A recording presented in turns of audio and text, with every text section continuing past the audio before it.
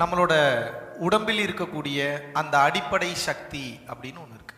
அதுக்கு பேர் என்னன்னா உயிர் சக்தி அல்லது விந்து சக்தி அல்லது நாத சக்தி அல்லது சுரோனித சக்தி, எப்படி வேணாலும் சொல்லலாம். இந்த சக்திக்கு பேர் என்ன? உயிர் சக்தி. சிம்பிளா அதை எப்படி சொல்லணும்?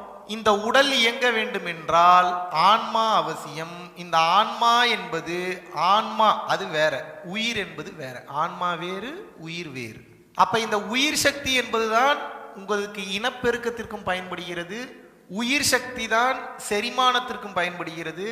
சாப்பிட்டதை செரிமானம் பண்ணணும்னாலும் இந்த உயிர் சக்தி வேணும். உங்களது உயிர் சக்தி தான் அனைத்திற்கும் மூலதனமாக இருக்கிறது. நல்ல தூக்கம் வர வைக்குது. உங்களுக்கு ஏதாவது நோய்கள் வந்ததுன்னா இந்த உயிர் சக்தி எனர்ஜெட்டிக்கா இருந்ததுன்னா தான் அது ஹீலிங்க்கும் பயன்படுகிறது. ஆக மொத்தம் உங்களுக்கு ஒரே சக்தி தான் இருக்கு. அந்த சக்திக்கு பேர் என்ன? உயிர் சக்தி. இப்போ இது கம்மியா இருக்கா ஜாஸ்தி இருக்கான்றதை பொறுத்து உங்களுக்கு இந்த வாழ்க்கையில பிரச்சனை கம்மியா இருக்கிறதுக்கும் ஜாஸ்தி ஆகிறதுக்கும் நிறைய தொடர்புகள் உண்டு.